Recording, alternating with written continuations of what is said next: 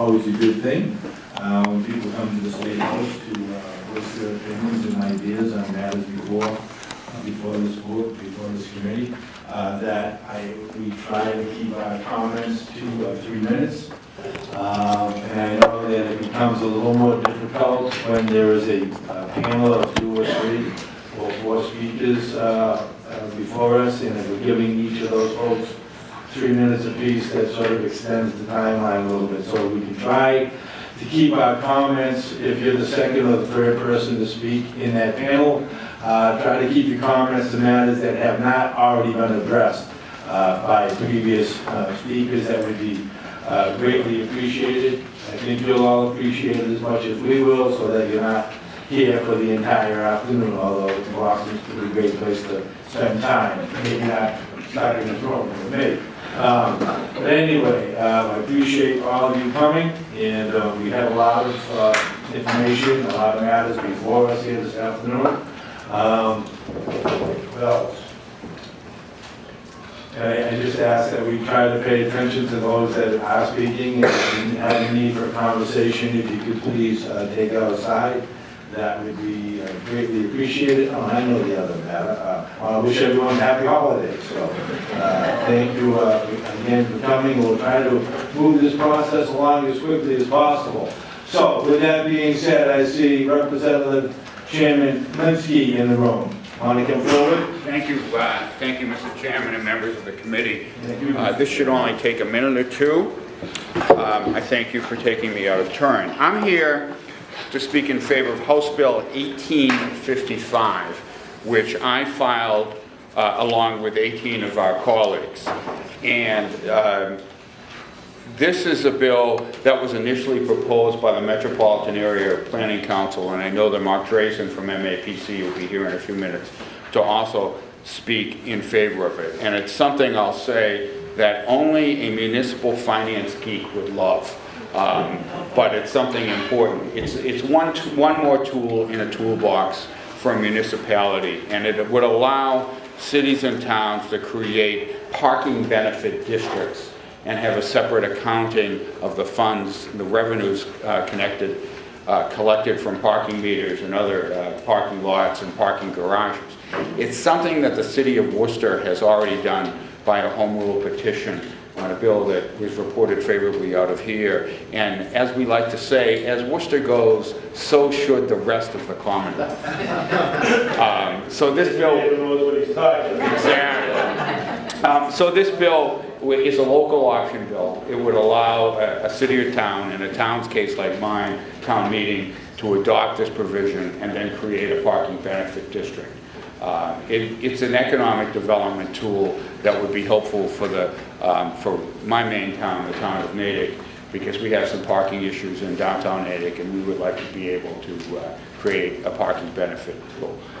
Again, it's a local option. It doesn't force anything at all on any city or town. They would have to adopt it, and it's in keeping with the spirit of local home rule, allowing city or towns to be able to do what city or towns do best, which is to know their own municipalities, to be able to create a parking benefit district. So with that, I would ask for favorable action on House Bill 1855. Thank you. Any questions? Thank you very much. Thank you, Mr. Chairman. I appreciate it. Thank you very much. Representative McGonigal. You have a panel? I do, Mr. Chairman.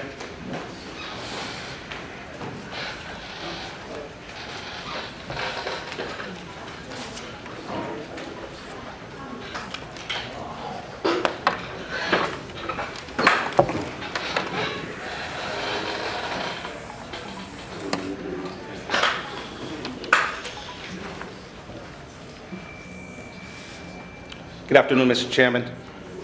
Committee members, thank you for allowing us to testify here today on behalf of Home Rule Petition 3828 and 3831, which would benefit the City of Everett greatly. Today I brought, Mr. Chairman, our Mayor Carlo Di Maria, his Policy Director, Catherine Rollins, And the city's legal counsel, Jonathan Silverstein, and the mayor has testimony, and I hope after his testimony and the questionings that we get a favorable recommendation out of this committee. Thank you, Mr. Chairman. Good afternoon, Mr. Mayor. Good afternoon, Mr. Chairman and members of the committee. Thank you for taking this time today for us. Thank you for the chance to testify before you today in strong support of 2 home rule petitions that are very important to the city of Everett. Again, I am joined by my policy director, Catherine Rollins, and outside counsel, Jonathan Silverstein.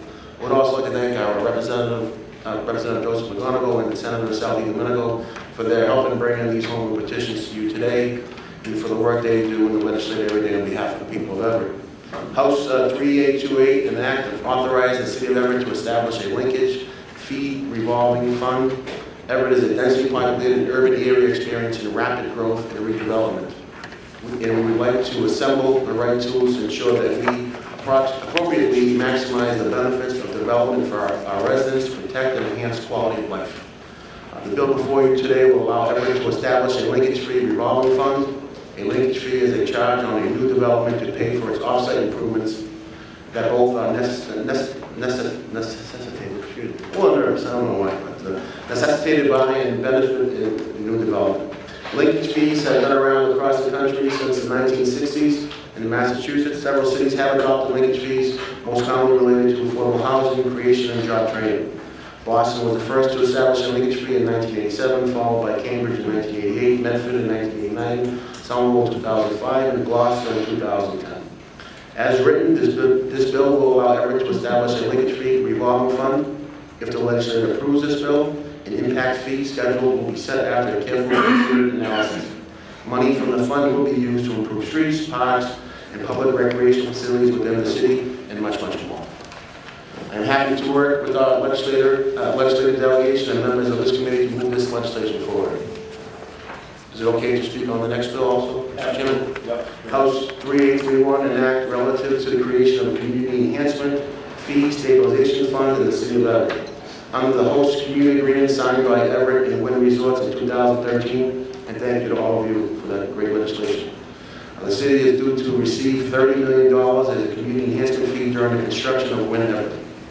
These funds will be used for capital improvements projects within Everett.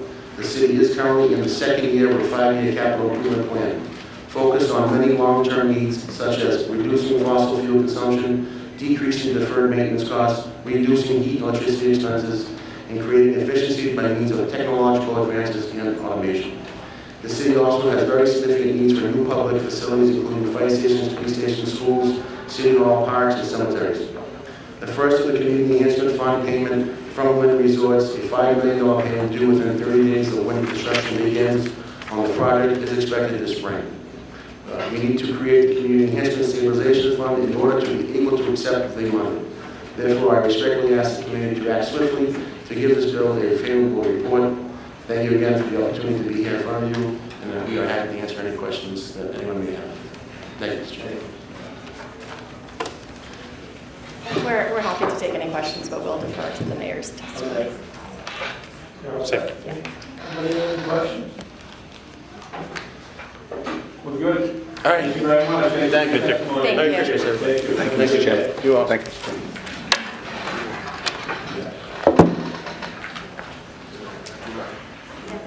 Representative Gonzalez. You have a panel, correct?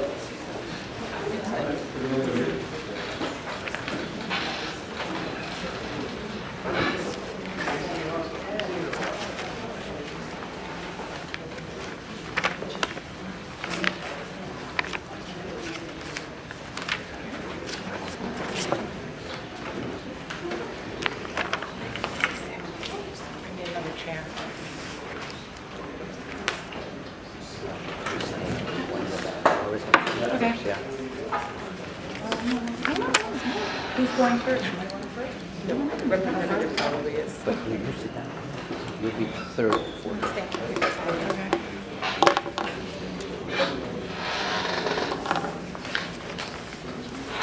Thank you, Mr. Chairman, and thank you, committee members. I'm here to support a couple of bills. The first one is House 3818, which is, gives the right for the city of Springfield to lease the North Riverfront Park property to the presently used rowing club, which allows inner city kids to learn about rowing as well as how to advance their skills, not only in the rowing area, but also in schools and throughout the community. So we hope that you can support the House petition for that. Also, I'm here on Senate 1080, which is to have a commission on the status of women and girls, and the distinguished group of panelists that are here today, including our school committee representative that is here, will more eloquently explain why this is important. We hope that you consider this favorably. Introduce yourself each. My name is Tahira Amatul-Wadud. I'm from Hampton County, and I'm a state commissioner. Good afternoon. My name is Denise Hurst. I'm from the great city of Springfield, like Representative Gonzalez. I am also an elected member to the Springfield School Committee, and also am a commissioner for the Mass Commission on the Status of Women. I'm Lucy Hartree. I'm from Northampton, Massachusetts, in Hampshire County, and I'm a former statewide commissioner on the status of women and a former elected school committee member in Northampton. I'm Nancy Rosenblum. I'm the Vice Chair of the Metro West Commission on the Status for Women, and I'm from Ashland. Hi, I'm Bonnie McCracken from Amherst. I am Chair of the Housing Committee for the Amherst branch of the NAACP. Thank you. Good afternoon. Thank you again.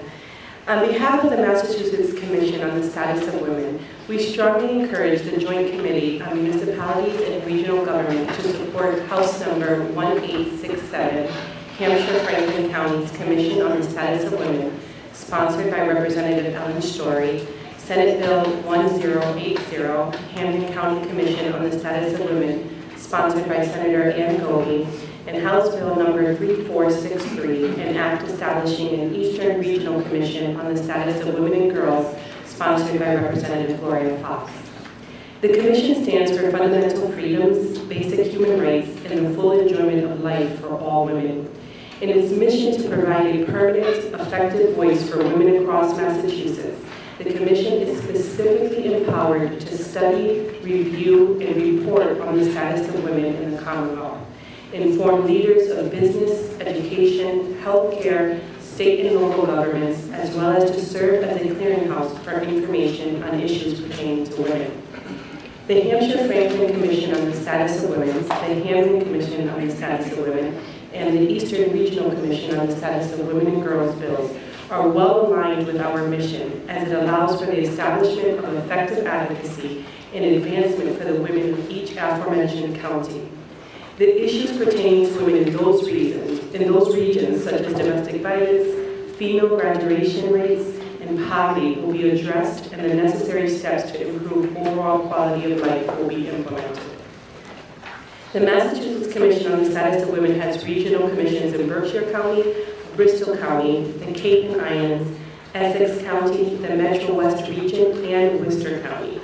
Each of these regional commissions reports on findings annually, which helps to increase the effectiveness of those organizations designed to aid women in those particular areas. These commissions have served an invaluable resource to the women of Massachusetts. Some of the many issues that have been addressed include affordable and quality health care for women, child care services, sexual abuse and assault prevention, and educational youth policies. Despite the significant accomplishments that each commission has made to advance women of the Commonwealth toward equality, there remains a gap in coverage in pockets of Massachusetts. We hope that the information we have shared with you will help you guide your decision, and we strongly encourage your support on these three bills. Thank you for your time and consideration.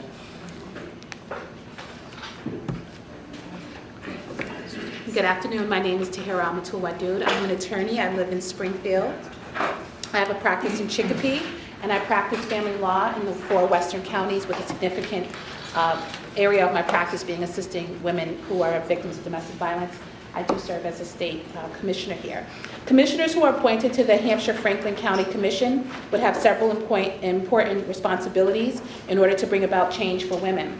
Some of the issues that must be addressed include the above average rate of poverty in Franklin County, particularly with regards to women over the age of 65, the prevalence of domestic violence in Western Massachusetts, and a female graduation rate that is lower than the state average of 86.5%. Commissioners who are appointed to the Hamden Commission would have similar responsibilities to address issues specific to the county. Some of the issues include the county's highest rate of women without a high school diploma, that being 16.2%. Higher rates of adolescent mothers than the state average, 12% of all births to adolescent mothers compared to the state average of 5.4% of all births to adolescent mothers, and a higher poverty rate than the average for women, that's 11.4%. Establishing a Hampshire Franklin Commission and a Hamden Commission will cover the existing gaps in commission coverage and ensure that women and girls of these counties are given a seat at the table and to have their voices heard. By encouraging women to participate in this community, this bill will foster a greater sense of involvement and help inspire the next generation of women leaders here in the Commonwealth. So I ask you to support that bill. Thank you. As I said, my name is Lucy Hartree, and I've worked at Tapestry Health, a multi-service reproductive health care agency in Western Mass for almost 30 years. I won't repeat the statistics as they've been eloquently elaborated on, and they're readily available. I'm going to tell you why I'm here advocating for the creation of a Hampshire Franklin Commission on the Status of Women. The most meaningful part of the work that I did as a statewide commissioner was attending the hearings throughout the state where we heard from women and providers of health and human services and other local women's commissioners about their issues, about their struggles, about the things that were important to them. And all those comments would make it in annually to the reports that we would make to the state, as well as legislative and policy initiatives. That was the most rewarding part of my work. The reason I didn't remain on the commission is the reason creating a Hampshire, Franklin, and any other local commission is so important. On many occasions during my tenure, I had to turn down offers in order to come to the State House to testify for 3 minutes or less. Not that I don't appreciate the opportunity, but it's a 2-hour trip, and that one way and 2 hours back, and that's not realistic for most women in most walks of life. So having local commissions where creative women, hardworking, interesting, contributing women can participate in a commission is so important. And I really do urge you to consider that very important aspect of creating local commissions. Thank you.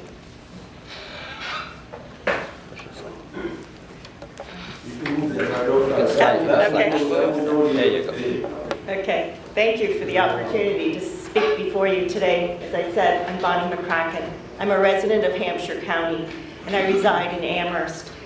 It's not just my work on the NAACP that brings me here, but I'm a mother, I'm a grandmother, and I have a great daughter-in-law, and their futures are why I'm here today. Also, the female population in Hampshire County in 2014 was at 53.4% of its total. And in Franklin County, it was 51.2. Hampshire County actually has the highest percentage of female residents for its population in all of Massachusetts, but we don't have a commission. We are the only Western Mass county besides Hamden County that has no local representation on the Commission on the Status of Women. And we are divided amongst 5 Senate districts and 7 House members. Thank you, Susanna Whitsley. And none of our communities out here are linked by state highways. It would allow our voices to be stronger and to serve as a bridge between our rural communities and legislators that represent this region. As I said, I'm chair of the Committee on Housing for the Amherst branch of the NAACP. And every call I receive about housing issues is from a woman. Low-income families with housing subsidies residing in Hampshire County are restricted by HUD to pay rental values that are not reflective of the local market. Women in my community often pay more than 30% of their income on housing. Furthermore, women still face discrimination in the mortgage market. Some women heads of households have been targeted for high-rate predatory mortgages. Borrowers with predatory mortgages are far more likely to be foreclosed. Thank you for your consideration of these bills and the opportunity to speak before you. Thank you.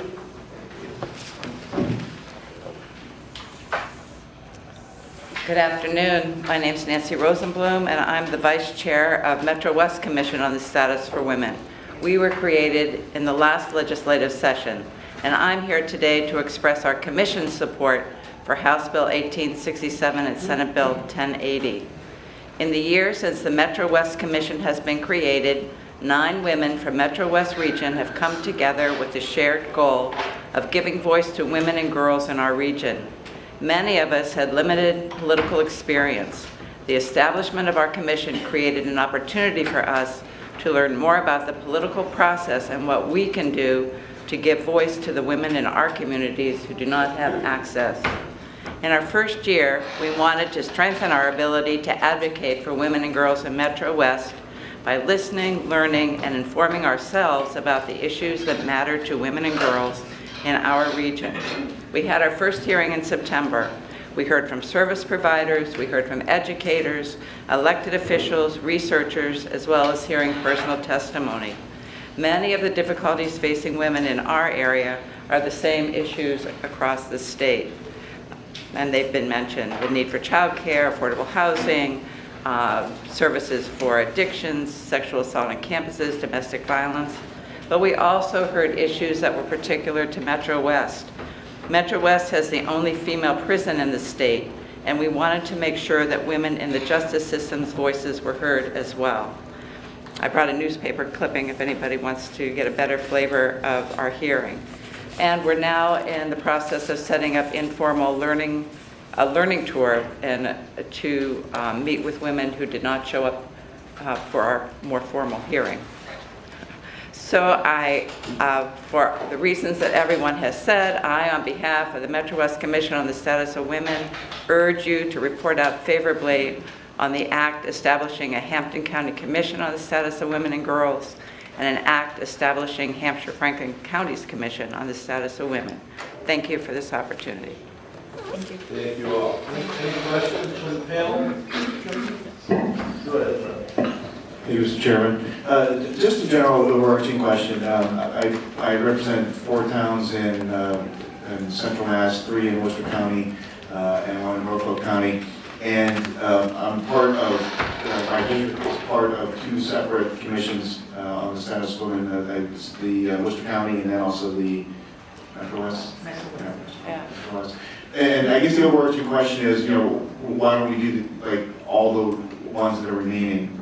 Because there seems to be momentum here, and it seems like we're doing them piecemeal. And I would just pass the message on to the overall leadership that it may make sense to take a look at any holes in the map that we have that we may want to introduce something for the next session.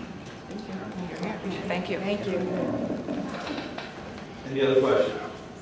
Thank you all very much for making the journey now from the top of the state. We appreciate it. Thank you. I'd like to welcome Representative Madaro from East Boston, who has joined us on my right, and on my left, my good dear friend, Representative Gottlieb. Is it Alex? Thank you.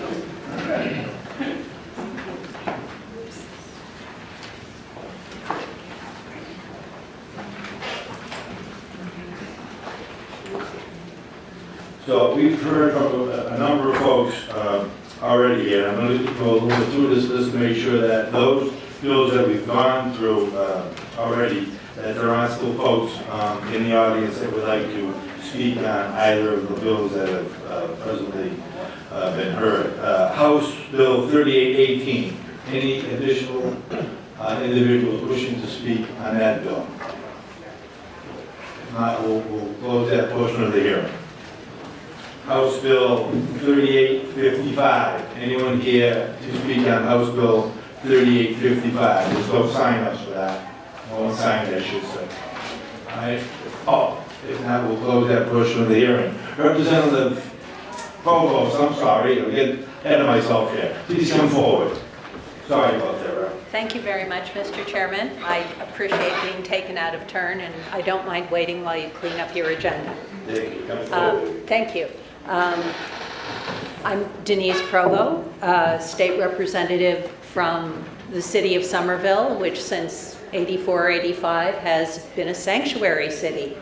And I am here today to speak in opposition to House 1856. I don't usually speak in opposition to bills, but I think there's a great deal of misunderstanding surrounding this bill, which I might be able to illuminate. I was attorney for City of Somerville that oversaw the petitions then in the Board of Aldermen to resolutions, I should say, to designate Somerville as a sanctuary city. And I think I can unpack some of the assumptions that are made in this bill for you, Mr. Chairman, and the committee members. The premise of this bill seems to be that cities and towns are required to enforce federal immigration laws, and that if they do not, they should become ineligible for state aid. I would point out that the federal government enforces the federal immigration law these days primarily through ICE, Immigration and Customs Enforcement.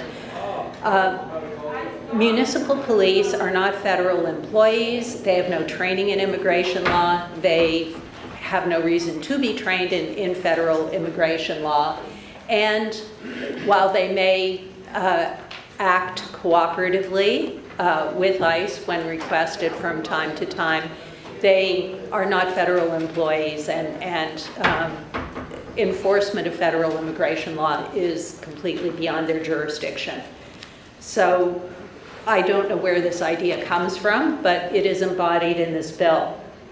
Another provision of this bill sort of restates the prohibition on receipt of local aid by saying that it shall cease to be dispersed upon verification of the failure of the city or town to comply with federal immigration laws.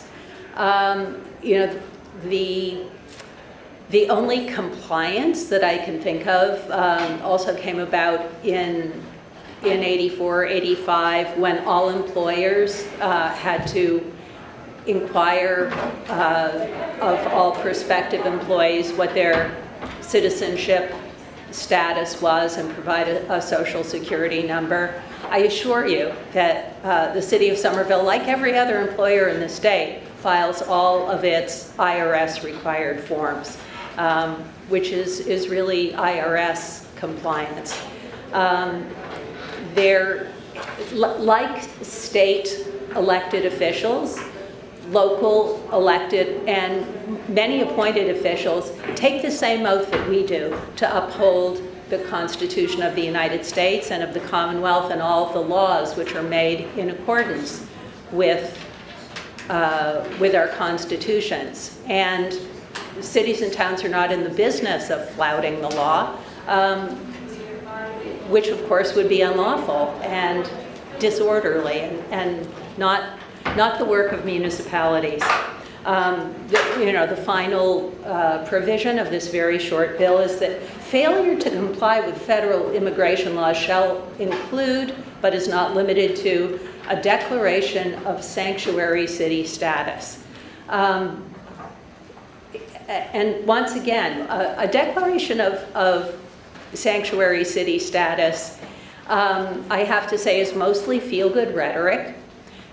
Somerville decided to adopt its sanctuary city resolution at a time when a great many refugees from the war in El Salvador were coming to Somerville.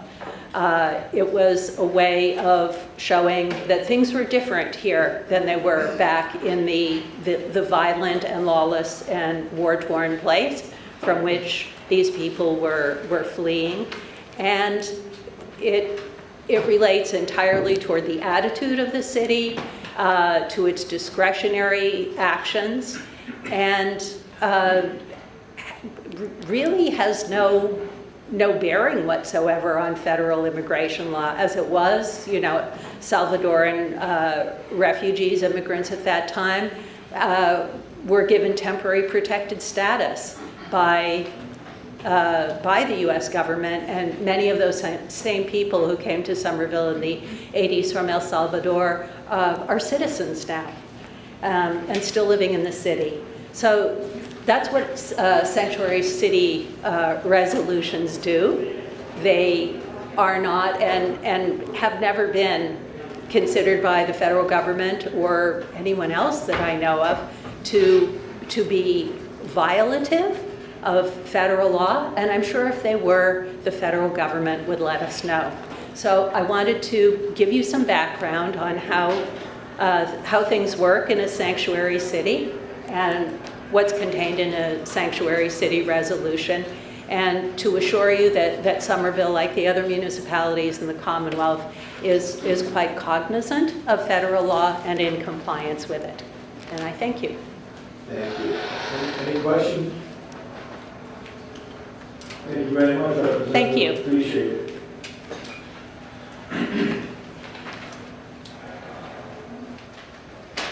Back to the agenda. House Bill 3865 or Senate 2066. Anyone here wishing to speak on that? And that would be an act establishing and appointing the superintendent of streets of town in the town of Highland. Hearing none, we'll close that portion of the hearing. Senate 2042. Anyone here wishing to speak on Senate 2042? And that's an act relative to the Gloucester Fisheries Commission. Hearing none, we'll close that portion of the hearing. House 1834. That is an act relative to community regional impact between neighboring towns. Hearing none, we'll close that portion of the hearing. House Bill 1845, Senate 1096.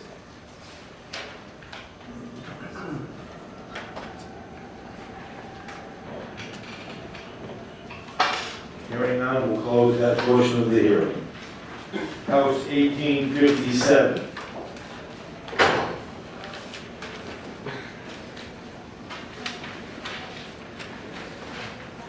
An act to allow municipalities to exempt small projects from the prevailing wage law.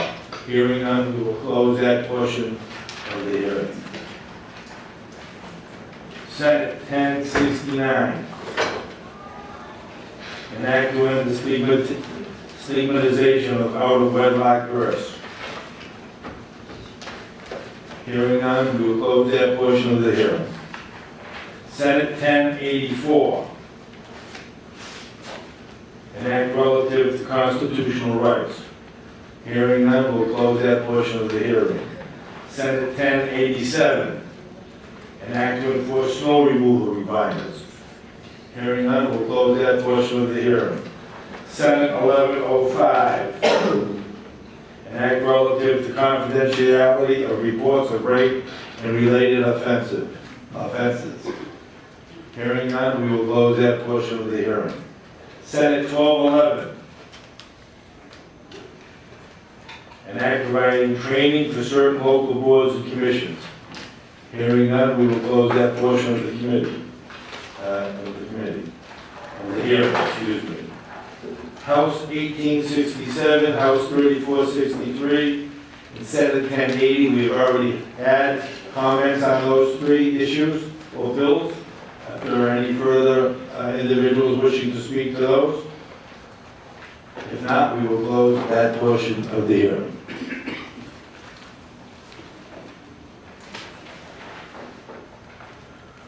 We will now go to House 3883, an act providing for a selectman town manager form of government in Wellesley.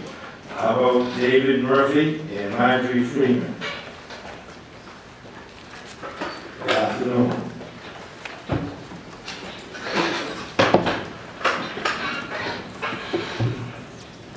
Good afternoon, and thank you, Mr. Chairman and members of the committee. My name is David Murphy, and I currently serve as the chair of the Board of Selectmen in the town of Wellesley, and I am joined also by Marjorie Freeman, who is the vice chair of the Board of Selectmen. We are here to speak in favor of House Bill 3883. Currently, Wellesley has a decentralized form of government. We have an executive director of general government who has information technology, IT, as well as finance reporting to him. But we also have 9 elected boards, each of which has departments with staff. These department heads are hired and managed by those boards. A year and a half ago, town meeting in Wellesley voted to establish a town government study committee to look at our form of government and make recommendations for change. This committee did extensive research and presented its findings and recommendations at a special town meeting that began early last month in November. The main recommendation was to create a selectman town manager form of government in Wellesley. The special town meeting extended over 8 evenings, and the debate was extensive and vigorous. Numerous amendments were proposed, and a few of those were accepted. In the end, 60% of town meeting members voted to authorize the filing of this legislation. It is worth noting that if the General Court approves this special legislation, it will come back to Wellesley for the voters to approve or disapprove at a town-wide election. So, the town of Wellesley is requesting your favorable action on this legislation to create a selectman town manager form of government. Thank you for allowing us to speak on this issue, and we would welcome any questions you might have for us. Go ahead. Thank you, Mr. Chair. I just wanted to make sure I heard you correctly. You said there were 8 nights of meetings on this one topic? That is correct. And each evening was scheduled for 3.5 hours. There is a break in the middle, so call it 3 hours, 24 hours was spent by, and we have a representative. Say the community is pretty well invested in this whole discussion. Well, I think so, and you may hear some other later in this hearing. You may hear others who continue to oppose it. Thank you. Was there a quorum present each of those 8 evenings that you met? That is correct. Right. There's a quorum at each of those meetings. And with the upcoming vote that you're hoping to have, should this be approved at the House level here, is it a simple majority? That is a simple majority. Yes. Okay, thank you. Okay, thanks. Thank you. Any other questions? No? Good? Thank you. Masha Testa? Yes, and there are actually 3 other speakers who want to bring them up too. Fine, sure.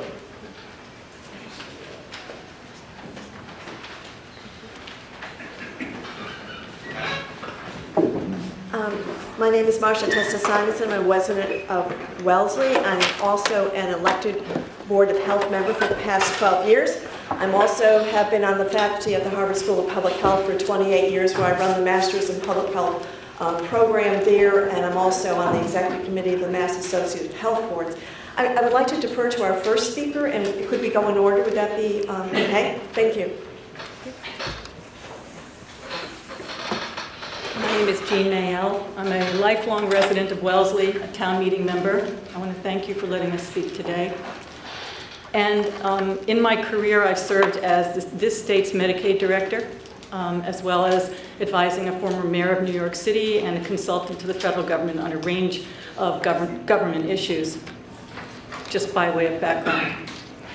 Today, I and my colleagues here urge you to give an unfavorable report on this proposal, to send it back to our town for more work. This proposal makes sweeping changes in our town's history, yet it was rushed through our town process. It is far from having consensus. It's premature, in our view, it's incomplete, as far as the research was biased and one-sided, and there is not consensus on it. The town is deeply divided on this proposal. It barely passed town meeting after a vigorous debate in a 60-40 split. Fully 40% of our town meeting, which is over 250 representatives, oppose this change. And I repeat, it is the most sweeping reform in our town's 124-year history.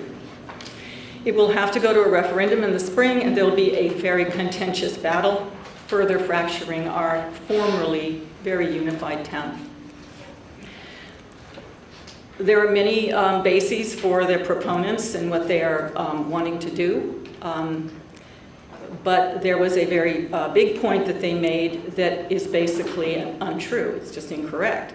That our town was lagging behind all other towns in our basic structure. We're not lagging, and we're not that different from other towns. We have a beautiful grassroots democracy in Wellesley. It's based on the traditional New England government of a town by its citizens for its citizens. We've accomplished amazing things in our town, and if you came to our town and saw what we've done with all of our elected boards, you would be amazed and thrilled at how so many people, so many passionate volunteers can accomplish so much. We have an award-winning recycling facility. We built a new high school. We recently purchased 41 acres of pristine land. All of this took tremendous research and work and coordination by many passionate volunteers. So our system works. We're not in a crisis. We don't need to do this so quickly. But some people prefer more control. They prefer a more centralized system. And we feel, and there are 40% of town meeting feels, that this was rushed through by a small group and that we need more time to achieve consensus. There are some changes we'd like to see, everyone would like to see, improved coordination among our boards, a town-wide strategic plan, but we haven't reached consensus on how to achieve this. And we definitely don't want to degrade this precious democracy that we have in Wellesley and dismantle a beautiful system of governance by town citizens without consensus. We were starting to find consensus, but we are far from it right now. And there's no rush. There's no emergency. There's nothing broken that calls for a rush job. Please recommend against this proposal.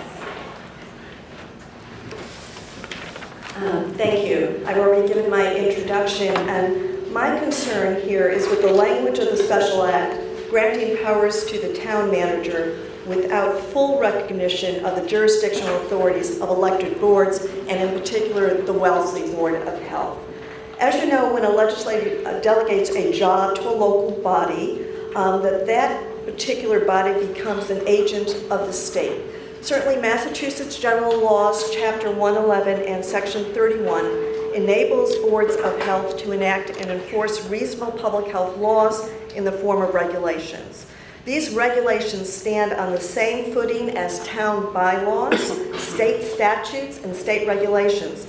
Similar to the statutory autonomy of school departments, Massachusetts General Laws, Chapter 111, Section 27, gives boards of health exclusive authority to hire, fire, supervise, and establish contracts with officers, agents, and assistants they deem necessary to execute health laws and regulations. In contrast to these referenced laws, Section 3B of this special act grants the town manager the sole authority to hire, appoint, fire, manage, and supervise all departments except for the school department and municipal light department. Furthermore, it grants authorities to the town managers to reorganize, consolidate, and abolish a department and would only need the approval of the affected board or town meeting. While a board may veto an appointment, no other authority granted by the Commonwealth is acknowledged. So I believe that as written, the Special Act town manager involvement in these duties appear to be in direct conflict with Mass General Laws, Chapter 111, Section 27. Now, I reviewed the 16 towns in Massachusetts that have the proposed form of government, that's representative town meeting, and also town select and town manager. And of those, only 2, Needham and Winchester, have elected boards of health, where the conflict, you might imagine, will be greater than when you have an appointed board of health by a town manager. But reviewing the charters of those 2 towns, what I found that both actually recognize the jurisdictional authority of boards of health. In particular, the town of Winchester recognized the full authority as was given through Chapter 111 without any other comment. And in Needham, although the town manager appoints the director of the Board of Health, with regard to the clauses about consolidation and dissolving boards of health, they require the approval of the affected board. There's no or if qualification where the town meeting could actually override or do in place of a board of health. So recent governance efforts in public health have been to move more toward greater regionalization in the state level for fostering integrated state, federal and global response. So I think we should be moving in this direction. And also, I have given you a letter I've sent to every member of the committee which cites some of the case law that sets the precedent that we are talking about. And also I wanted to say that we did propose an amendment to enable us to maintain our jurisdictional authority, and it failed with 55% being in favor, but it was very close. Thank you. Good afternoon, ladies and gentlemen. My name is Jerry Murphy.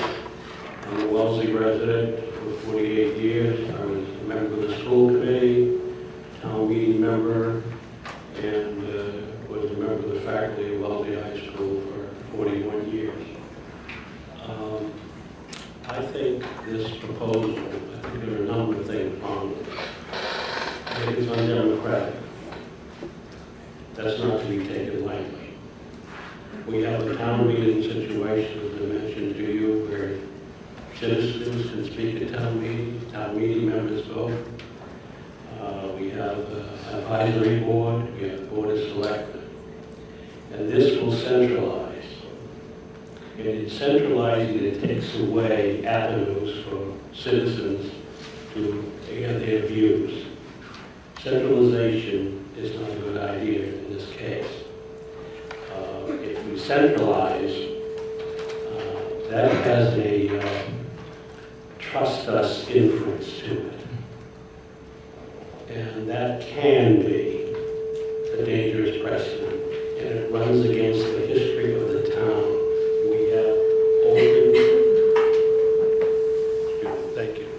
We have open dialogue and discussion. As I understand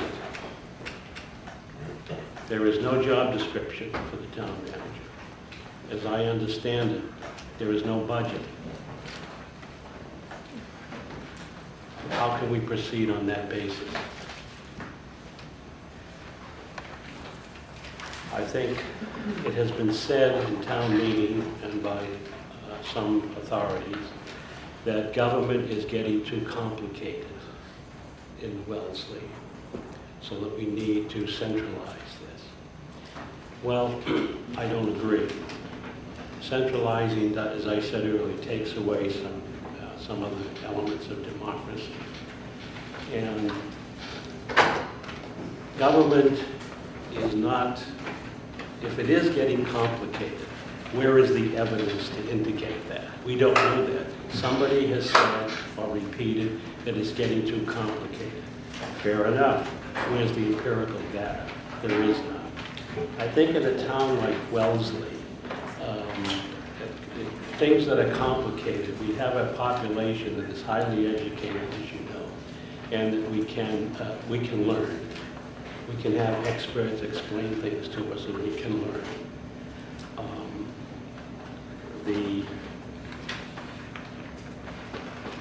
The elected officials, if we're dealing with a complicated issue, the elected officials at any level of government have a fiduciary responsibility, a moral responsibility to explain that policy. And if they can't explain that policy, that's their problem, and that's another issue.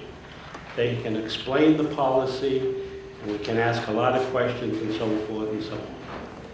So we have an open dialogue going in Wellesley. That's been the history of the town. But it's much more than that. It's democracy in action. And I think also that to have an argument stating that government is too complicated is at best elitist, and at worst potentially dangerous. This report is incomplete. It lacks budget details. It lacks responsibilities. If I were still teaching, I would give this an F.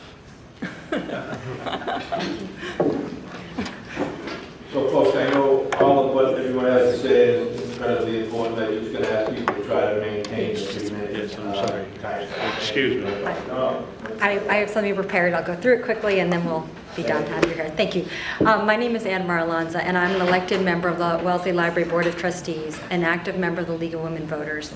But I'm also a town meeting member. I'm here today in that capacity to give voice to the 40% of town meeting that voted against the special act that you are considering today.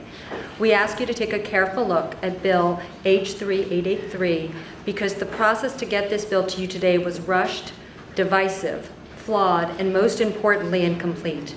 The special act and bylaws contained in this bill are not ready for state approval. Town meeting never discussed the possible changes to government until we were called into special town meeting in November. In the 2 months leading up to the special town meeting, there were roughly 4 released versions of the special act and bylaws, with new versions distributed each night of town meeting. Town meeting members read hundreds of pages of documentation and were left seriously confused about what was being discussed. The shortness of time resulted in a special act and bylaws that were fraught with legal errors and inconsistencies.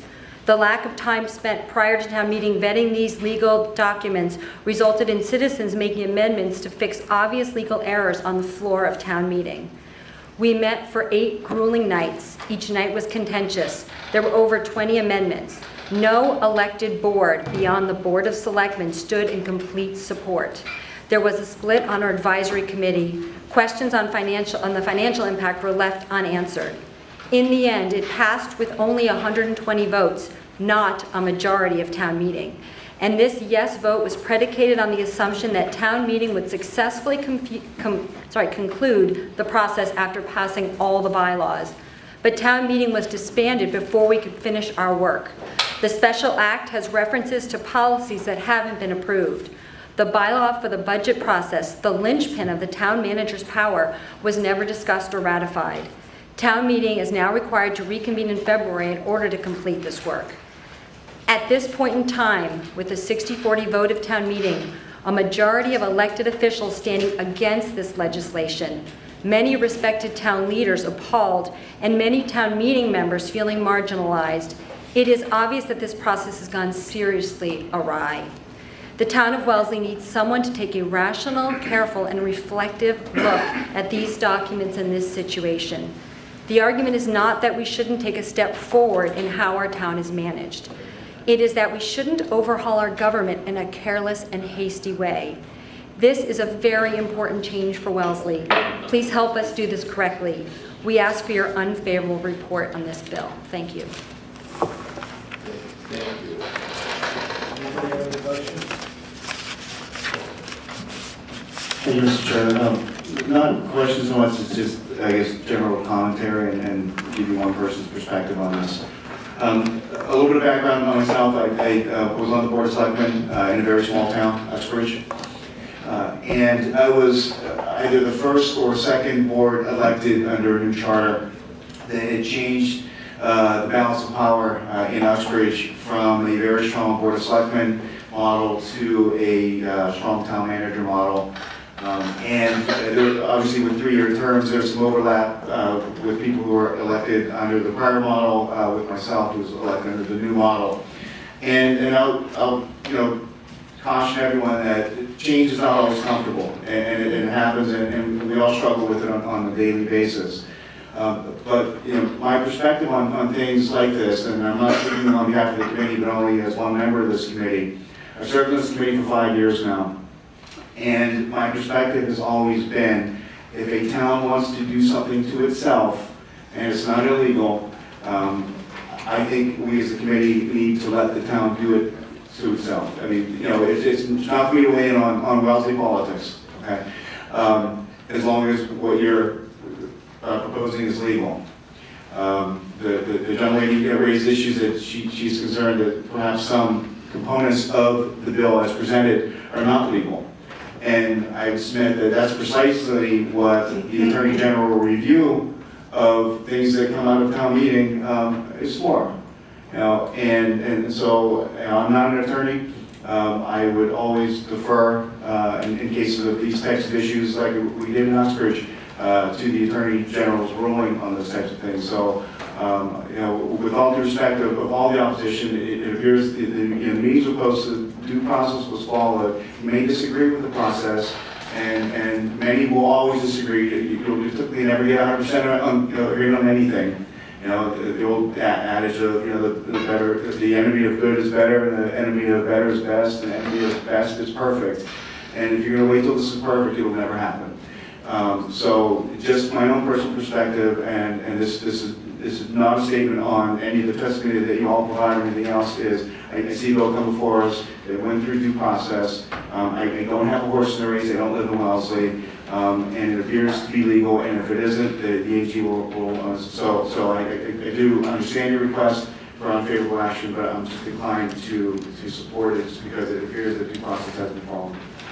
Thank you. I appreciate that. Thank you. Thank you, Mr. Chairman, and thank you for your testimony today. Just to echo my colleagues' sentiments on this, around election time, I often say we get the government we deserve for better or for worse. So it's a winning statement whether I win re-election or if I lose with re-election. And it's it's in that similar vein. It sounds like this did go through a process. The process, it's not like a super majority, but there is a majority of folks who approve this. And like you said, I think a lot of people share the sentiment. If what a community wants to do to itself, it should be allowed to do to itself. Which I'll echo what I said a moment ago. We get the government we deserve for better or for worse, and it might be one of those "I told you so" situations, which could be satisfying in the future. But if nothing else. I'd actually rather not have to do that. I would rather not. That would be awful. Yeah, thank you. Thank you all very much. Thank you. Can I? Yes, sir. Well, we may be getting a government we don't deserve. Only the boys of Wellesley can determine that. And as my colleague pointed out, there have been gaps in information. That's what I wanted to say. In this system of democracy, people get the government deserve better or for worse. It's the collective we. Right. Thank you.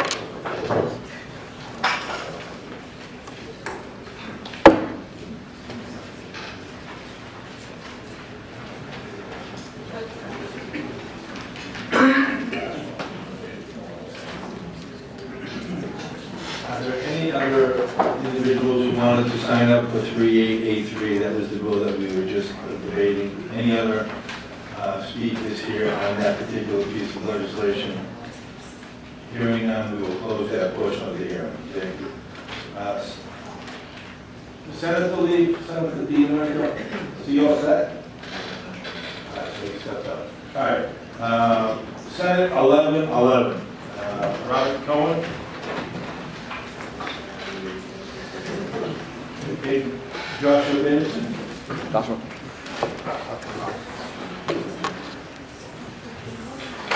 Thank you, Mr. Chairman and members of the committee. Robert Cohen, representing Citizens of Voluntary Law Enforcement, Massachusetts, and Josh Davidson. We're here to answer any and all questions. I had a very productive meeting with Chairman O'Day a couple days ago in his office to brief him on the legislation.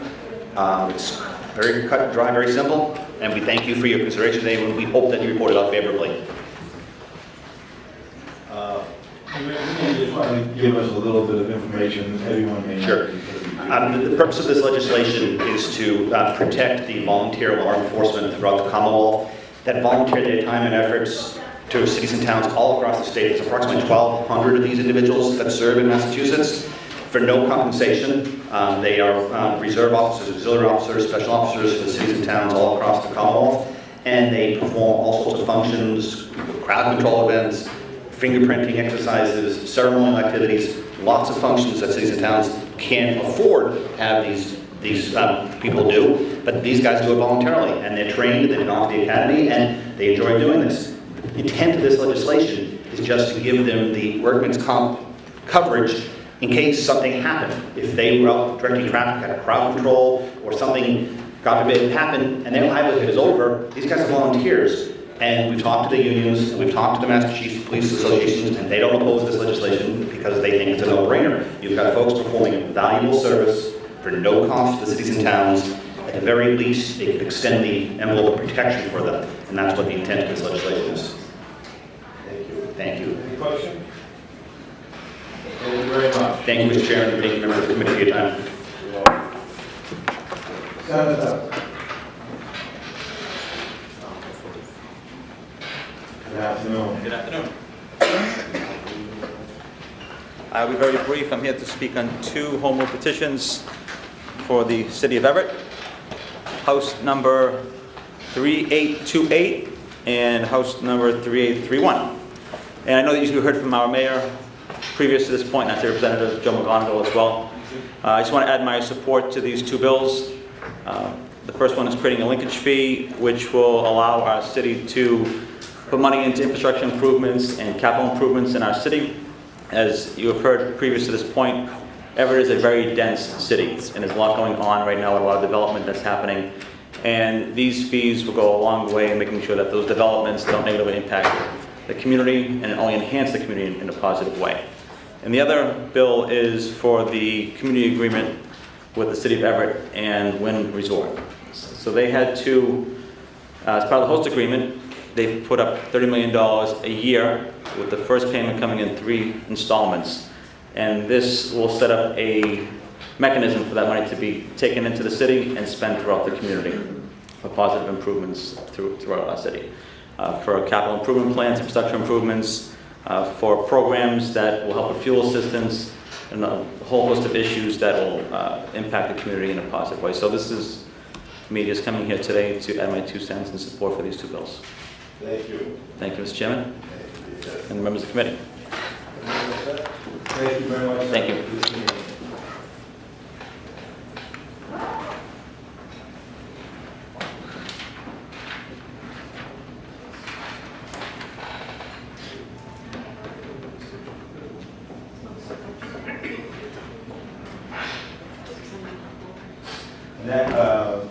An act to support the equitable utilization of third-party consultants and land use. We have Patricia Balmer, Ian Bailey. This is House 1847 and Senate 1102. Good afternoon. Good afternoon. Good afternoon. Mr. Chairman, members of the committee, thank you for the opportunity to testify this afternoon. For the record, my name is Patricia Balmer. I'm the Director of Government Affairs for the Greater Boston Real Estate Board.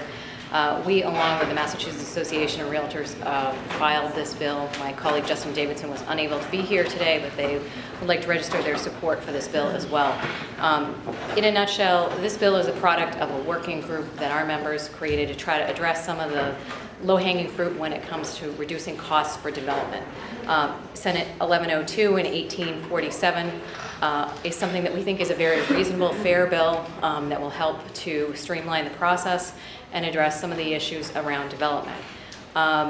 During the development process, third-party consultants are often used and retained by local boards and commissions to review applications.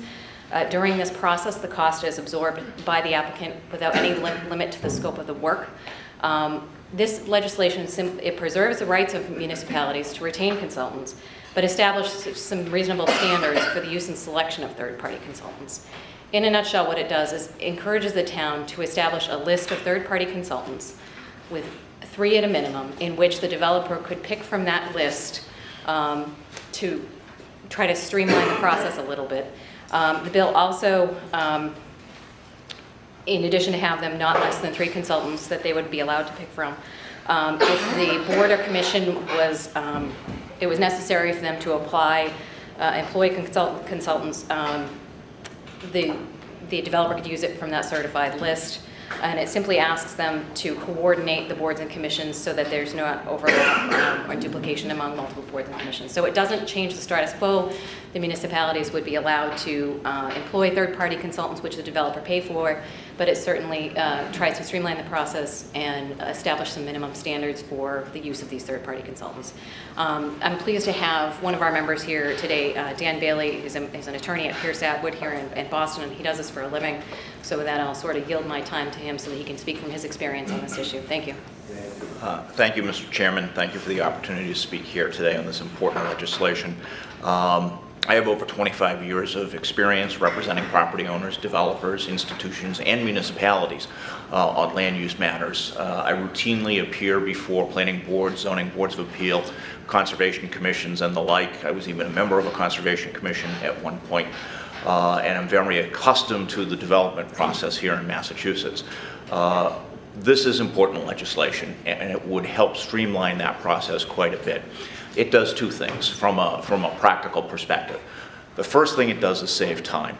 Under the current law, what typically happens is an applicant will submit a permit application that will go to the permit granting authority, and 40 days later, when they have their first public hearing, then they'll request proposals for peer review consultants. What this would do would be to allow the applicant to select from a list at the same time that they're submitting the application, saving it anywhere from 45 to 90 days in the process. The other thing it does is it makes it fairer. There's a set list of consultants. The developer can select from that list, which has been pre-vetted by the town, and get up to 3 different proposals. We think this is important. We think it would be very helpful to the process, and we thank you for your time here today. Any questions? No? Thank you, Mr. Chairman. I'm curious, how does a new consultant get on this list if somebody's looking to enter this market as a, like a startup business? I used to do consulting before I was, not for anything that you guys are probably interested in, but just curious. What would typically happen is, the towns that do this well already do this to some degree, and on an annual or every other year basis, they'll go out with a request for proposals for consulting services, and they'll maintain a list. So it gets updated on a regular basis, like anybody that's contracting on a regular basis with a public entity. That local entity will decide, are we going to do this every year, every 2 years, and update the list. So the list is not going to be static, it's not going to be exclusionary. Is that written into, I don't see it written into the statute on the bill here. Just kind of concerned that it could be a static list, which could be barrier to entry for businesses or. I think that's a fair comment. You'd want to maybe build in some requirement to regularly provide an opportunity to update the list. Okay. Yeah. Take that up in committee. Thank you. Thank you. Thank you very much. Thank you, Mr. Chair.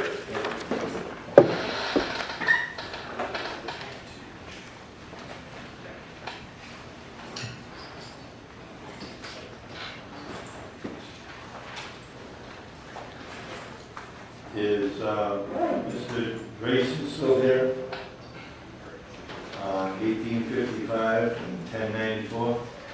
There you are. I'm well, Mr. Chairman. Thank you.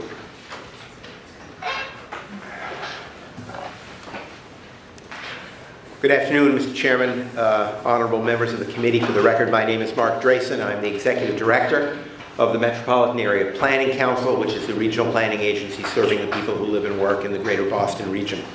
I am here today to speak in favor of this legislation, which is numbered Senate 1094 and House 1855, an act relative to parking advancements for the revitalization of communities.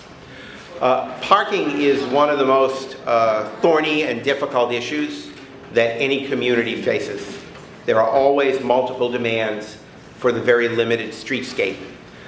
Communities have a responsibility, obviously, to provide for driver safety, for traffic with a limitation, as much limitation as possible on congestion, for places for people to put their vehicles. They are also required to try and deal with streetscape improvements, with issues of safety, with questions of preserving and improving pedestrian access and safety, bicycle parking and bicycle travel, and a whole host of other things, all on whatever the size of the street actually happens to be.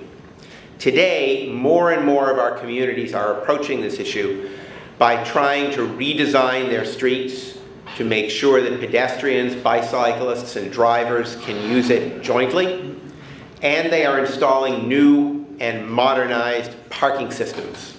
In some cases, this means sticking with the meters that they have, but trying to make sure that there is greater consistency and a plan behind what the charges are in what places, similar signage, and an understandable situation where if you go from one place to another, it's either the same rules that apply, or you can see a reasonable reason why the rules might change as you move, for example, to a corner or a busier part of town.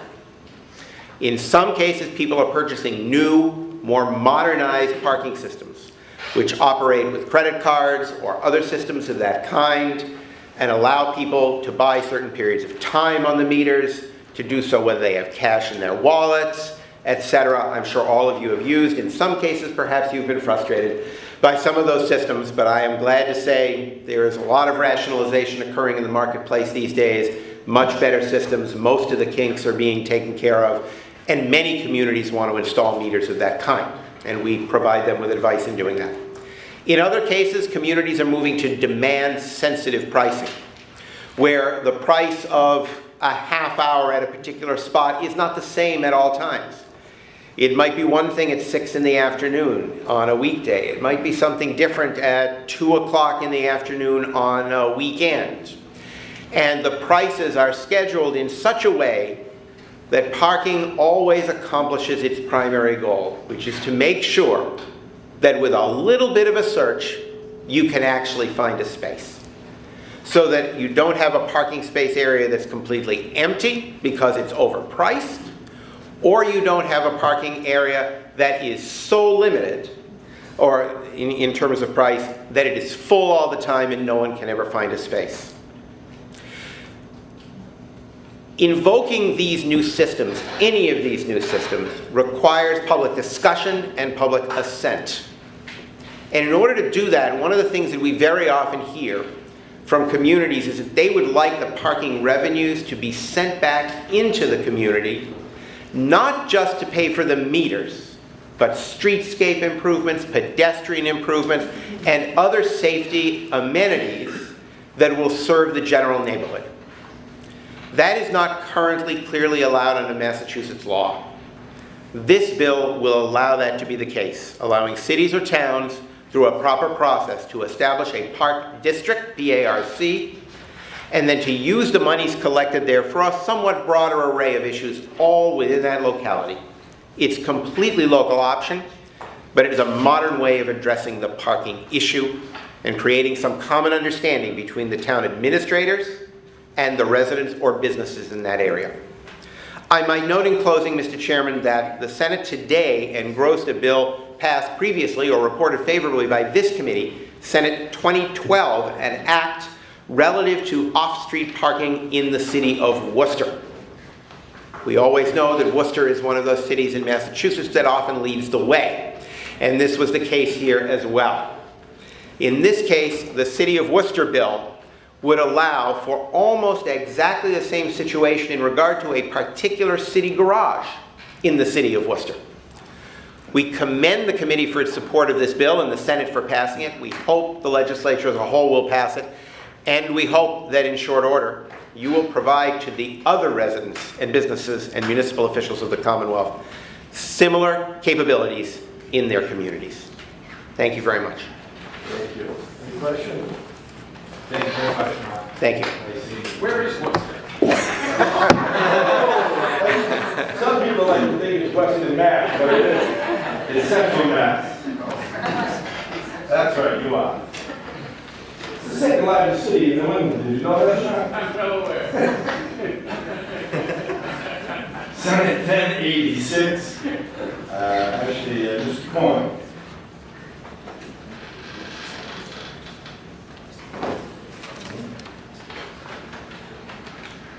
I'll be very quick, Mr. Chairman, members of the committee staff. My name is William F. Coyne, Jr. I'm appearing here as legislative counsel to the American Chemistry Council and to introduce to you a white paper that should have been circulated to you. I apologize that our subject matter expert was unable to attend today. He will be available sometime in January, and I would like to try to schedule some meetings with the committee and staff through you, Mr. Chairman, at mutual convenience. Slightly different subject matter than you've been dealing with, but an important subject matter nonetheless. Thank you so much, and you do have that white paper, and we'll follow up promptly. Thank you. Thank you very much. Thank you for your patience.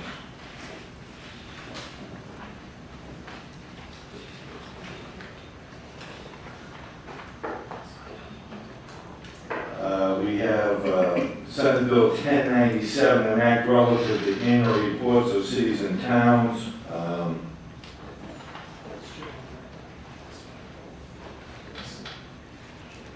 James? Mr. Chairman? How are you, sir? I'm fine, yourself? Very well. You testifying on two bills? Pardon? Are you testifying on two I will. I want to thank the committee the chairman of the committee for hearing this bill, and Senator Ives for sponsoring it for me. I urge the bill's passage, and I hope you recommend it favorably. As a matter of background, my name is James N. Teverge. I live at 8 School Street. I'm a retired state employee. I worked for the Division of Banks as a MIS director, and before that, when it was called taxation, now revenue, I worked in programs and analysis. So I'm a DP guy. But during the day, at night, I was a 5-time chairman of the Board of Selectmen, FinCom, town meeting member, school committee, all that stuff. And when they changed the charter, although I was elected on that day till, for another 3-year term, they did change the charter. I am also, just as a disclosure, the principal in Think 2000 Plus. It's an advocacy group that works on solutions, problem solving, and I have developed, and it works, local government in a microsecond. After spending 40 years watching government firsthand and as a practitioner, I sat down and did my lifelong dream in 2.5 years, and now you can do it in a microsecond. All you gotta do is enter the data, which is, for me, is difficult. Why am I here? Well, this act is to, amend the chapter of the law to Chapter 40, Section 50, to include cities in the submission of the annual report. As a practitioner, one, appreciates all the time and all the efforts of the employees of the various departments, and you've heard all of the departments talked about today, and their efforts. And for years, as as chairman of the board, I could always come to the library, and I always dealt with the library as a member of the banking commission, because one of my responsibilities was to file the statutory reports with the clerk, house clerk, and the secretary of state, and the depository library downstairs. And I was quite dismayed when I came and I realized that the cities do not have to comply with that requirement. So when we changed charter from town to city, no longer was that report, required to be filed, that annual report with the State House Library. So I made the change, and I filed it, I think, 3 sessions ago. with the senator. And I'm hoping, as a matter of historical record, one time I had to go there and I looked at reports 1890 on our library. And that was of value. And I think that the members of the House and the Senate can appreciate having that there as a historical document. It's a backup for the cities and town in the event that something happens. So I don't think the cities should be exempt, from that particular requirement. It's such a valuable document, and it should be, there historically forever. And it isn't available. And I find it now where, the deadline dates are October 1, and to date, there is no annual report. Last annual fiscal year, it didn't show up till January. So this is becoming a very easy way to circumvent it. I would like to see it hardwired in the process that cities as well as towns file this report. So, as a historical integrity, if anything, archival, backup, I want the hard copy there so everybody can see it. You guys and gals can go down there and give it a look-see if you want to know something about Amesbury and what are the particulars in the departments over time. So, as somebody who has been a practitioner for many years, and who's been very fortunate since his retirement to teach local government, state and local, and relational database, to do my lifelong project, I really hope, I urge its passage, and that you look upon this favorably. And again, I thank you for hearing this issue. You've heard so many, and they're all important, and I associate with all of them almost. So the thing is, having that much time, in grade, and also a United States Navy veteran, I thank you for the time, your patience, and the fact that you may pass this and recommend it to the House. Thank you. Any questions? So I have a quick question. Sure. So the cities today, are you talking, do they have to do the report and they're not sending it, or they don't do the report at all? It appears that there's no requirement to send it to the State House Library. But they have to do a report. I don't know all the, the situations. I'm sure they do. Okay. You have to do something. Okay. But, there's no requirement for the cities, as I read it, to send it to the State House, to the Fingal Library as a historical document, as they have since, whenever.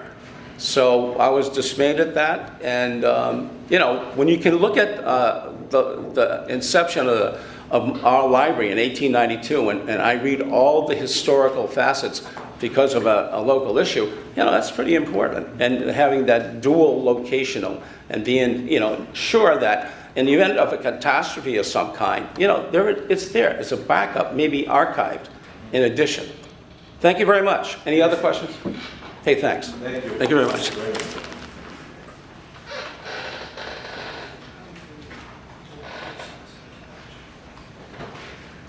Senate 1100, an act providing for a workforce housing financial plan.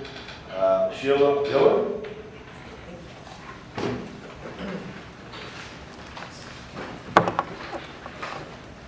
Hello.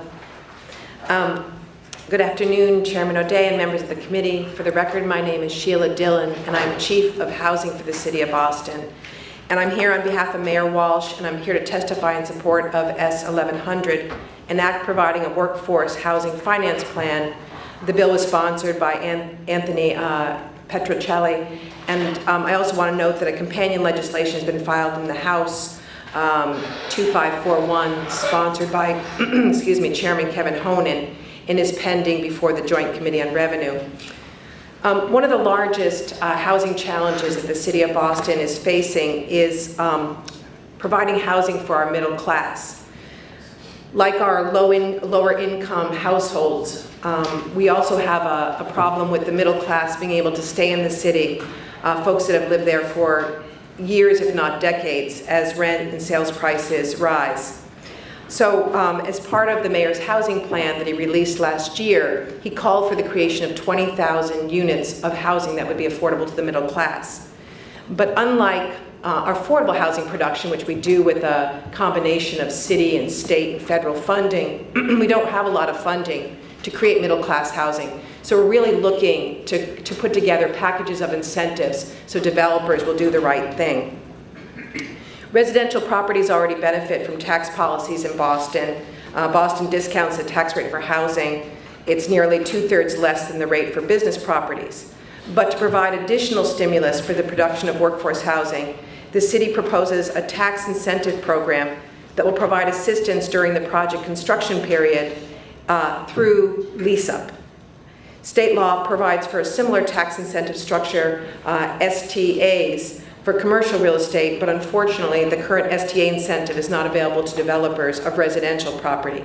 We first thought we could use it, but then upon further review, we felt we really needed to file for something separate. So this bill allows municipalities to designate workforce housing special assessment zones in areas that present opportunities for increased development of middle-class housing. And when we look at not downtown, because it's become so expensive, but areas outside of the core city next to good transit, we really see these areas as being wonderful areas to build more housing that's affordable to the middle class. But developers are having a very difficult time making the numbers work, so we don't see enough production in these areas. This legislation would provide relief for the 2 years during construction, and then a graduated tax for the 3 years that a development may take to rent up. 25% in year 1 of occupancy, 50% in year 2 of occupancy, 75% in year 3, with 100% tax being paid in year 4 going onward. The municipality must adopt a plan outlining the program, including target areas, minimum number of units for projects to qualify, maximum rents, etc.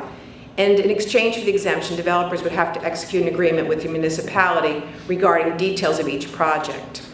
So for developers, the savings would accrue in the critical early years, and we were told by multiple developers, we've been meeting with them a lot on incentives, that this tax relief would help make projects feasible. So we're hoping it would be a modest reduction in the taxes that the city realizes, but we think it would go a long way to really incentivizing and increasing this important housing stock. So I want to close with that, and I want to thank you. Thank you for allowing me to testify. And once again, we don't have a lot of incentives and tools to build middle-income housing because the focus has been on housing the most needy. But if we can't keep the middle class in our cities, the cities will not be as healthy or as desirable. Thank you. Thank you. Any questions?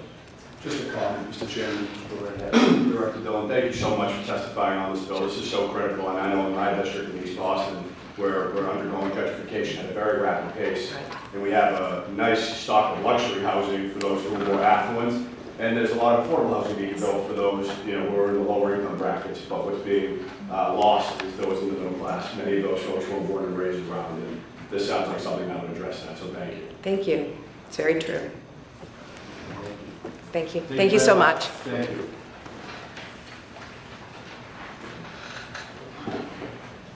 So we will proceed to House 1856, an act relative to sanctuary cities and towns. We have a number of individuals that have signed up, and we will begin with Reverend Maria Christina Virgo. Thank you. Please step forward. Thank you.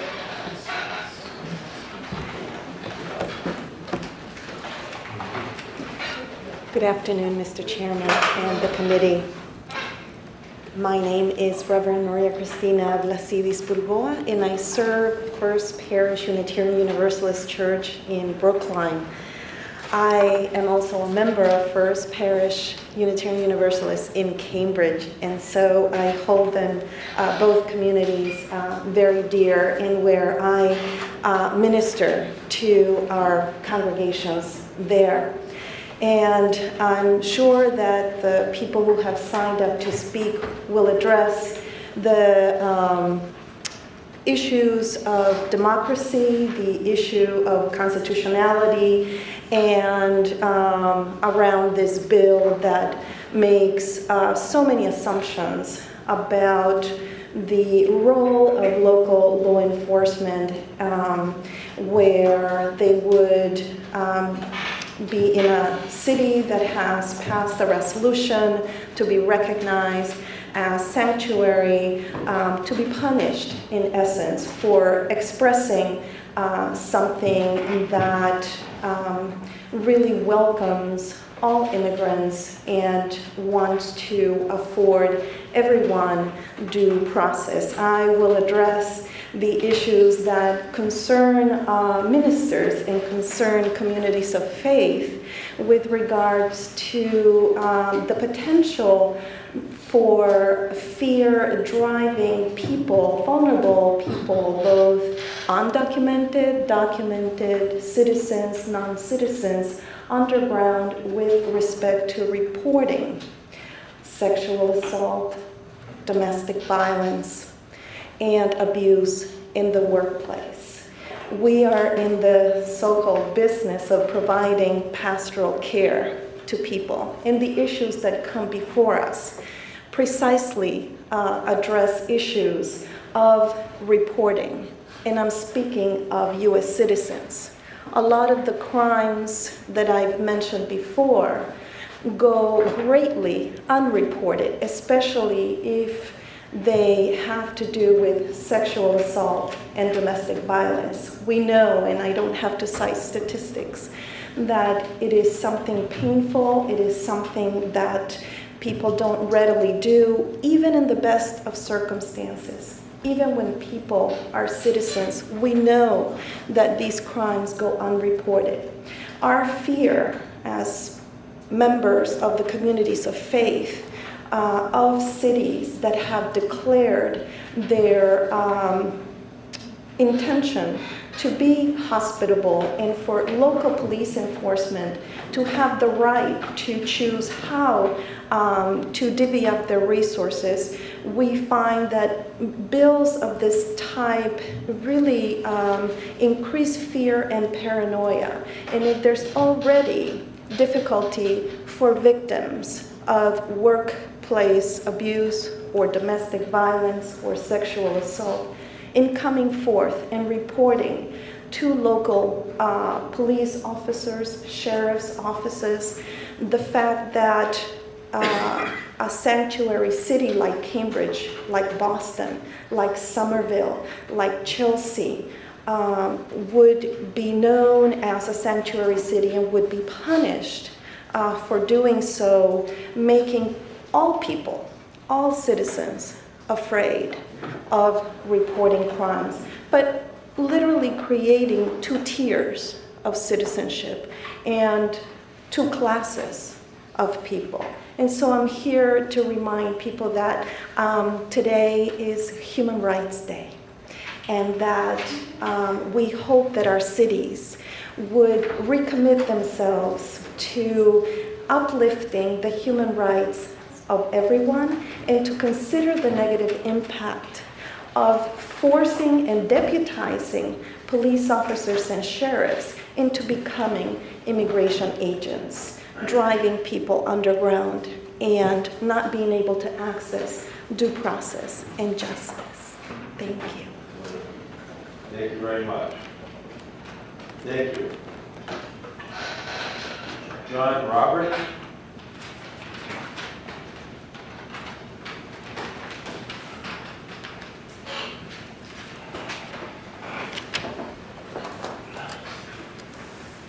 Thank you. My name is John Roberts. I live in Cambridge, one of the targeted sanctuary cities. I'm now retired, but for 32 years I was executive director of the ACLU of Massachusetts. And during that time I testified in these chambers on many issues, supporting some, opposing others. But I must say I have rarely seen a more vague or legally problematic piece of legislation than H 1856. And I speak in opposition to its passage. This legislation provides for the withholding of unrestricted general government funds to any city or town that, quote, fails to enforce federal immigration laws, unquote. What laws are these? Specifically, what federal immigration laws are municipal authorities required or even legally allowed to enforce? If the state is threatening to withhold funds, it needs to be clear about what constitutes an actionable violation. This legislation does not meet that requirement, except in one instance: the mere declaration that a city or town is a sanctuary city. The only specifically stated violation of this legislation is the use of the name sanctuary.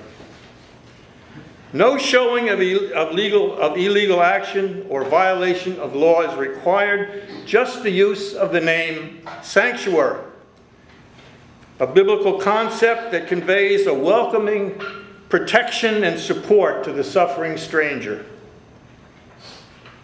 That mere designation with no required showing of violation of law presents the state with an enormous legal problem that it needs to be prepared to defend in court if this legislation becomes law. It is difficult to accept that this is serious legislation.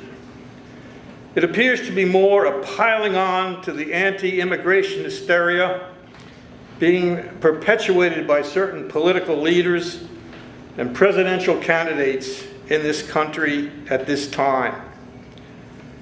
Massachusetts should have no part of this anti-immigration ploy and should not embarrass itself by the passage of this ill-conceived, legally indefensible bill. Thank you. Thank you. Excuse me, sir, I think we have one question. Yeah. It's just a comment. Just want to let you know this legislation's been around since before the current crop of political candidates pushing this type, so I'm not really sure which came first, chicken or the egg, but you know, the bill doesn't have my support if it makes you feel any better. Okay.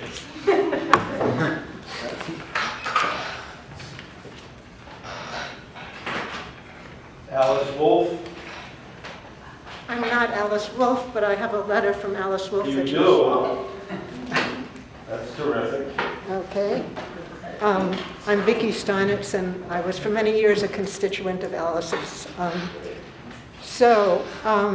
Alice writes, I am truly sorry that I am unable to testify personally today on H1856, an act relative to sanctuary cities and towns. I'm strongly opposed to the bill and ask that the committee not move it forward. Massachusetts has an important role in history as a safe haven for those who have come to reside within our borders. In that history, those who have so chosen have often been people from other lands, and they have often come fleeing from circumstances under which none of us would want to live. Sometimes that has been persecution that could lead to death. At other times, that has been economic circumstances that were dire. It was during very troubled times in El Salvador in 1985 that a number of El Salvadorans arrived in Cambridge, and some received sanctuary at the Old Cambridge Baptist Church. These immigrants faced oppression in El Salvador and probable death. As a result of these new residents in Cambridge and their need for protection, the Cambridge City Council voted to make Cambridge a sanctuary city. I was the chief sponsor of that resolution. The Cambridge City Council has voted at least twice to renew that status as circumstances changed. The Commonwealth should not sanction its municipalities for actions they take to protect their residents. Furthermore, in issues related to immigrants, municipalities have really to deal with the federal government, in whose bailiwick immigration law is. In these troubled times, it is more important than ever to support and honor the Commonwealth's long-standing status as a safe haven. It is fear-mongering to do otherwise. Thank you for your attention to my concerns. Sincerely yours, Alice Wolf, former state representative. Thank you for doing that on behalf of our former colleague. Appreciate it.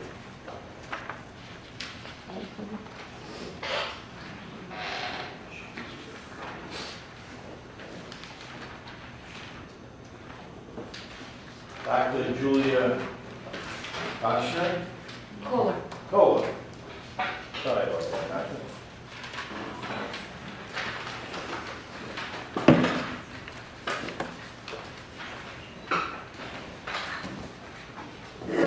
Thank you, Mr. Chairman O'Day. Thank you, distinguished members of the committee. My name is Julia Kohler. I'm a pediatric infectious disease staff at Children's Hospital, and I'm the chair of the Immigrant Health Committee of the Massachusetts chapter of the American Academy of Pediatrics. And I'm here to testify in opposition to the bill before you, 1856. And to explain why, I want to start with telling you a story of one of my patients, recent patients. This summer, I was meeting the patient and his mother as he was, and I should say all identifying information is changed. 4-year-old preparing for bone marrow transplant and undergoing testing, and they had driven from their home to Boston to get this testing done. And of course, it's a fearful time because some very painful weeks and months lie ahead.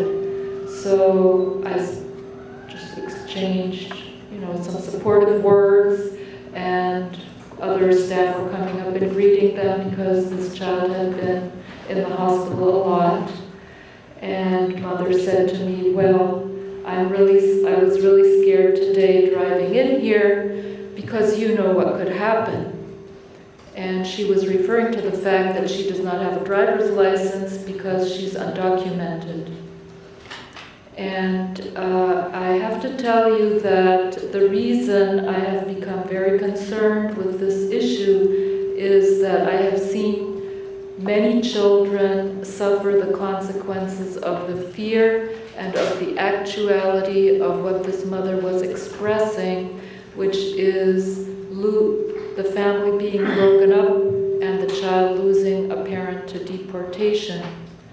That is why my colleagues and I are becoming active on this issue. It's very harmful, not just to the child who has an undocumented parent, and 80% of these children are United States citizens. It's also very harmful to their family members, their neighbors, their classmates, and all who hear, oh my God, Johnny's father was taken and he's gone. So this fear drives parents not applying for support for their children that the children are entitled to as citizens, such as early intervention, food support, etc.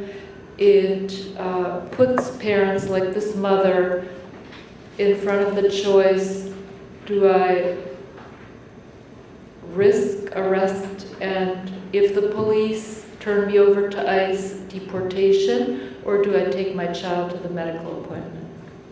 So this child actually did well during bone marrow transplant, but then rather far out, weeks out, like close to getting ready for discharge, suddenly developed a terrible complication.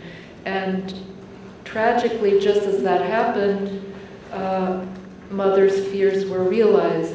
So I should say that the parents took turns in cooking at home, home-cooked food for this 4-year-old, and bringing it in every day so that they would eat better and do better nutritionally, and in fact this child did quite well nutritionally. So as mother was pulling out of her town to with the fresh food in her car, she was stopped by the police. She did not have a driver's license, and she pleaded with the police because she said, I'm taking this food to my child who's in the hospital in Boston. And they did not arrest her. But had they arrested her, and it's not a sanctuary city, she may have been at risk of deportation. As it is, they towed her car. She pleaded that her pastor could pick up the car. They did not permit that. And all this in the middle of the stress that the child is being transferred to the intensive care unit. So this is bad for this little girl. It's bad for the family, and it's bad for all the other families like them, and it's bad for all the communities where a large number of families have to fear the police.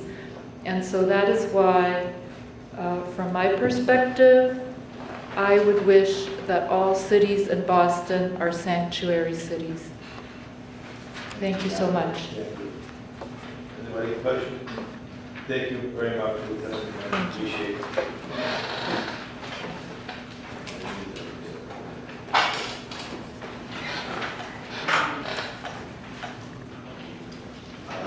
Amy Grunder.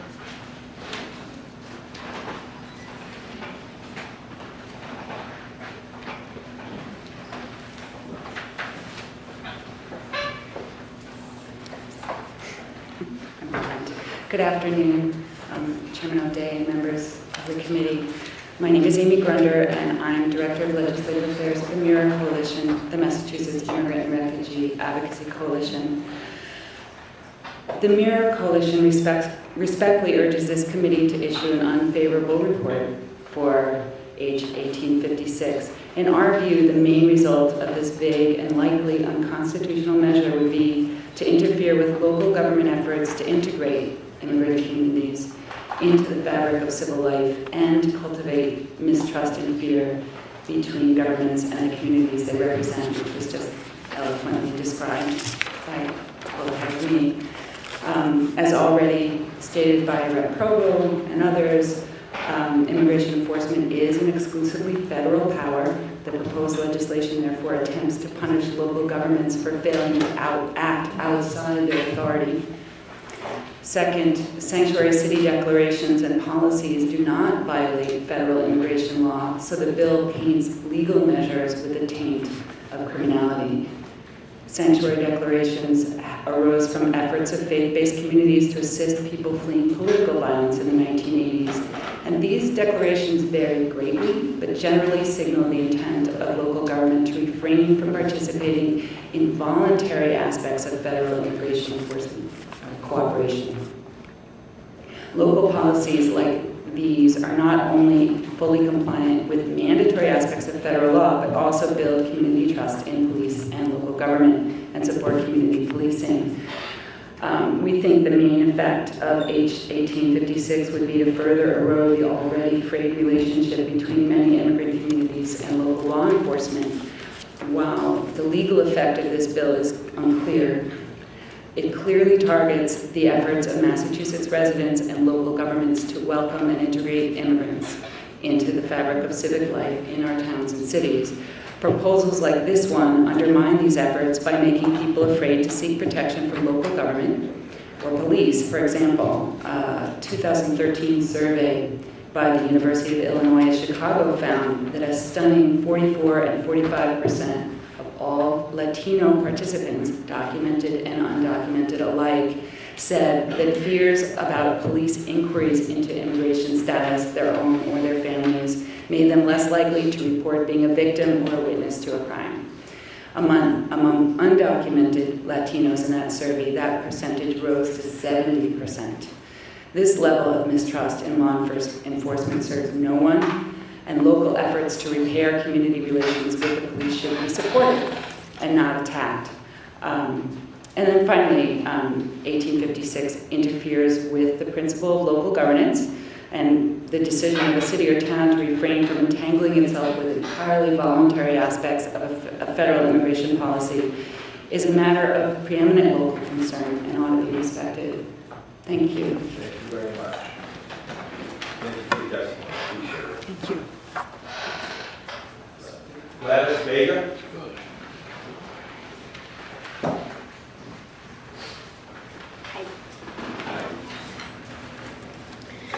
Thank you, Mr. Chairman and members of the Joint Committee. My name is Gladys Vega. I'm the Executive Director of the Chelsea Collaborative, a nonprofit organization in the city of Chelsea, whom many of our community members are immigrants. Our community is 62% of the population is immigrant. We have an incredible relationship with the Chelsea Police Department. In the past, probably 25 years ago, we had to bring in the Criminal Justice Department because of police issues and the lack of understanding and bad practices in terms of law enforcement. That is no longer the case. We're happy to say that we have an incredible relationship with Chief Kais. He has publicly stated that one of the blessings of having the city designated as a sanctuary city is that now the police enforcement are not seen as immigrant agents. They're more seen as local police officers who people that were usually afraid to report crimes to are able to do so, knowing that they're not going to be deported, knowing that they're not going to be reported for the simple reason of them saying that they are victims of a crime or that they were witness a crime. We were part, Chief Kais and myself, we were part of a national institute called VERA, which basically selected 12 cities across America for best practices in terms of immigrant communities. And we were given this award because of the work we're doing. I tell you recently, if you heard in the newspaper, Chelsea had a situation over police brutality. And different than other states, rather than the immigrant community that I'm calling, rather than being extremely upset that a victim was forced, it was, they used heavy force on him, they knew that interested and had faith in our local police officer, local Chief Kais, and they waited for him to make a decision on what was going to happen with the investigation. And sure enough, they're happy that he let the law enforcement officer go, but there were no riots, there was nothing. There was just a meeting to basically say, I know what I have to do, but until they don't find him guilty, there's nothing that I can do now, but I want him out as much as you. And that is basically the trust that people have in this police department. I tell you, before we were a sanctuary city, people were afraid of police officers. People would not come and report domestic violence issue.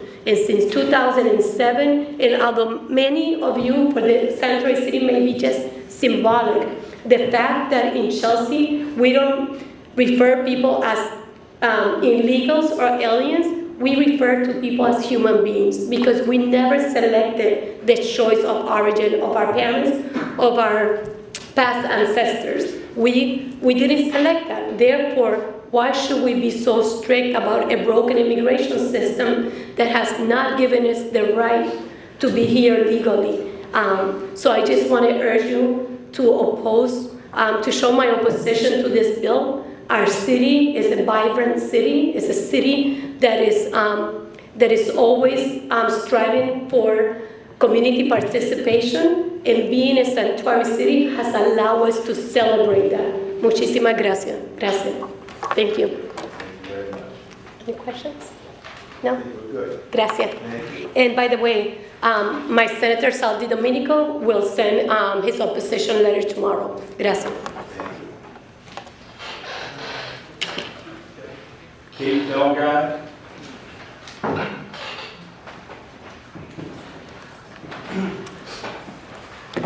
Hi, my name is Katie Belgard. I'm the political director for SEIU 32BJ here in Massachusetts. I want to thank you for the opportunity to testify today. As many of you may know, we represent property service workers, including janitors and security officers, 145,000 on the East Coast, including 18,000 here in Massachusetts. And our union is predominantly made up of immigrant workers, janitors who fled Central America, as folks have talked about earlier, and the people from really all over the world. So we're here today to express our opposition to this bill. We're deeply concerned about the rhetoric that's currently going on and the way that we're talking about immigrants. So we're hoping that you'll take a stand and vote no today. I just also want to raise that 350 localities across the United States have passed this type of legislation to limit law enforcement's involvement in federal immigration. So in addition to sanctuary cities, things like the Trust Act. They've done the right thing to make sure that that there's trust between the local enforcement and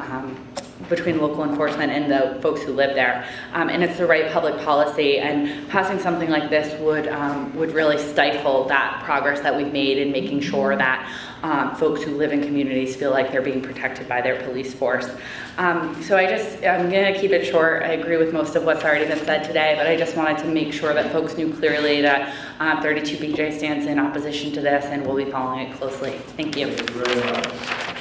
Thank you. Natalie Gustavo.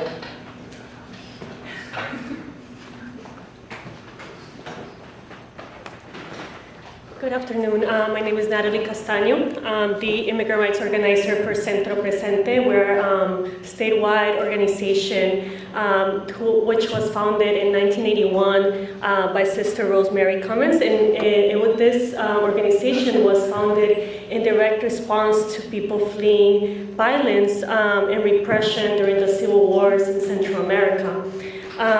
At that time, many immigrants were looking for a safe place to live.